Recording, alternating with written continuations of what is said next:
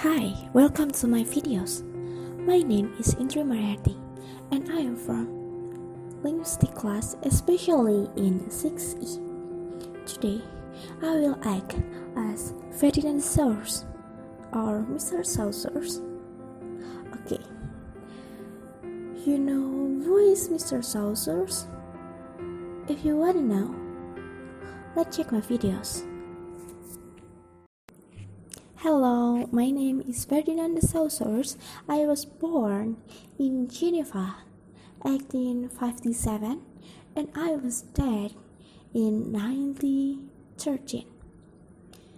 This afternoon, I is founder of modern linguistics.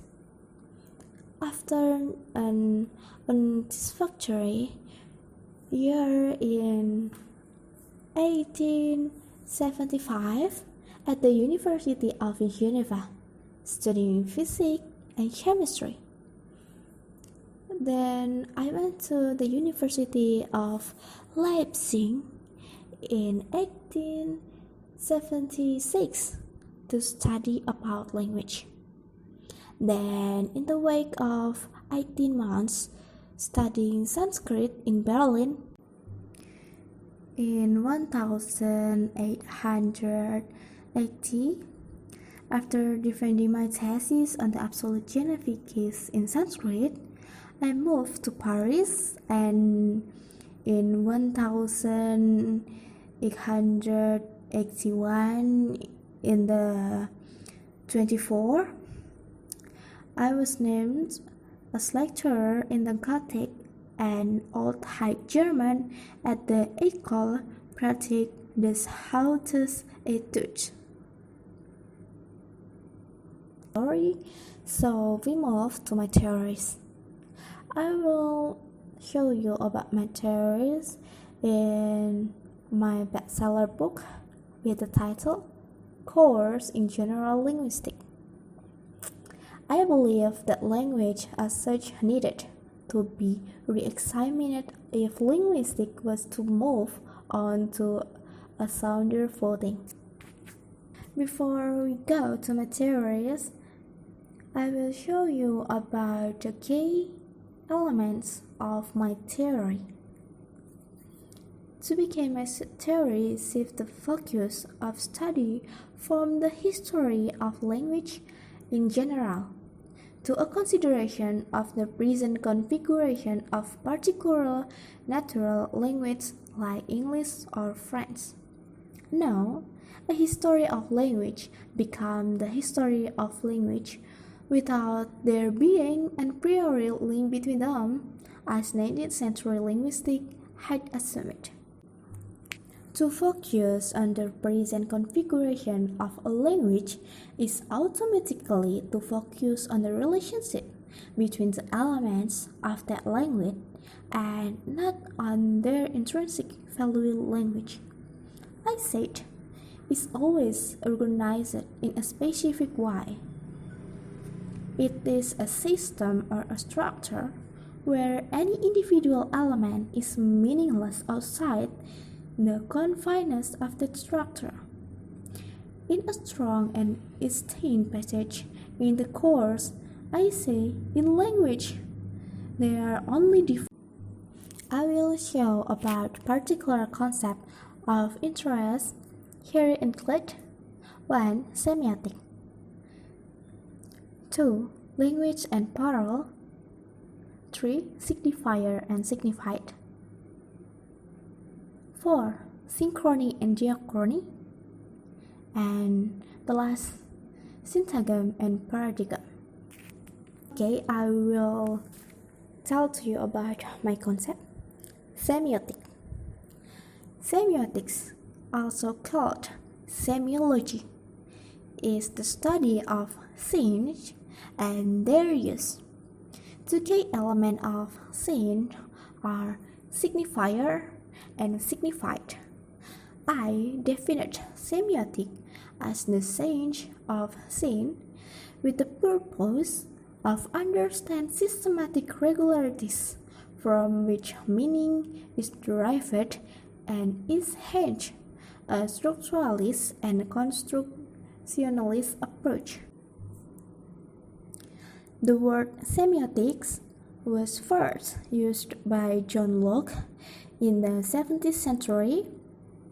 In modern times, groundwork was done by American philosopher Charles Sanders Peirce, who defined a scene as something which stands to somebody for something. He grouped scenes to three main types. First, icon, which resemble the reference such as road, sea. Number two, indicas, which are related to the reference such as smoke indicating fire. Then symbols, which are related to the reference by only convention. These include words. Semiotics often generates different viewpoints, for example, in the way that Lacan defines the subconscious as a sliding set of signifiers and downplays the existence of signified. Language creates meaning through a system of difference. Meaning is thus relative and contrastive, needing two things to give one thing meaning. Signifier and signified. In my theory of the scene, divided in a scene as a being made up of the matched pair of signifier and signified. Signifier is pointing finger, the word, and the sound image. A word is simply a jumble of letters. The pointing fingers is not the star. It is the interpretation of the signifier that meaning is created. Then signified is a concept of meaning thing indicated by signifier. It need to be a real object, but is some reference to which the signifier refers. The thing signified is created in the perceiver and is internal to them. Whilst we share concept, we do via signifiers. Whilst the signifier is more stable, the signified varies between people and context. So signified does establish with habit a signifier cause talk and image. The signifier and signified will superficially simple from a core element of semiotic. So the relationship between signifier and signified is arbitrary, and I call this unmotivated. A real object need not actually exist out there. Whilst the letters cat spell cat, they do not embody catness. The French cat is not identical to the English cat in the signifier that it creates to the French. Cat has difference of meaning.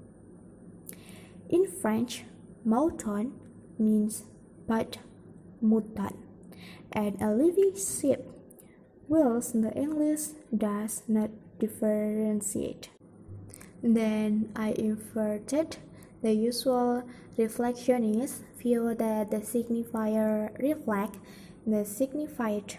The signifier creates the signified in terms of the meaning it triggers for us.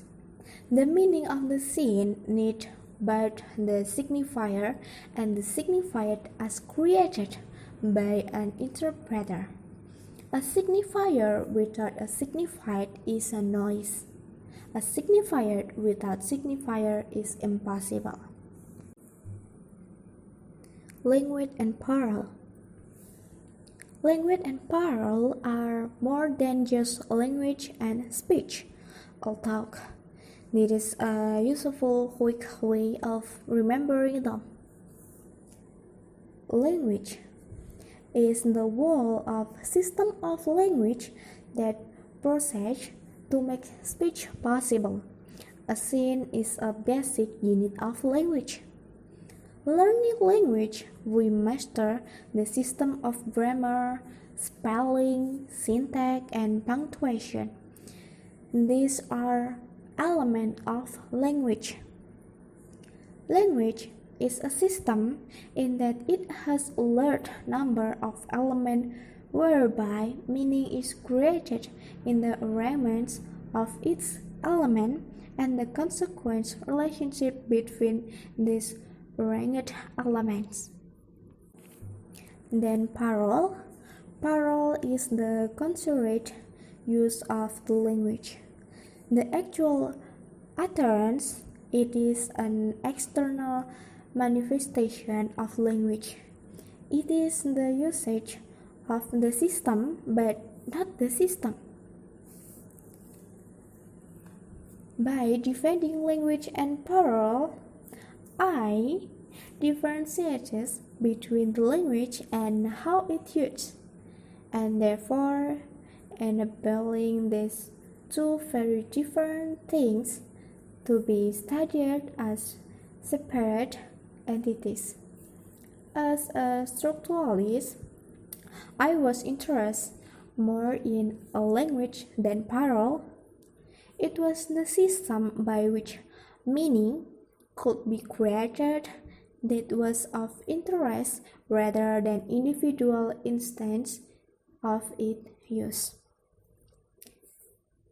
Modification of language at the point of parallel is used to create new meaning, either where the speaker has limited grasp of language or where deliberate distortion is used.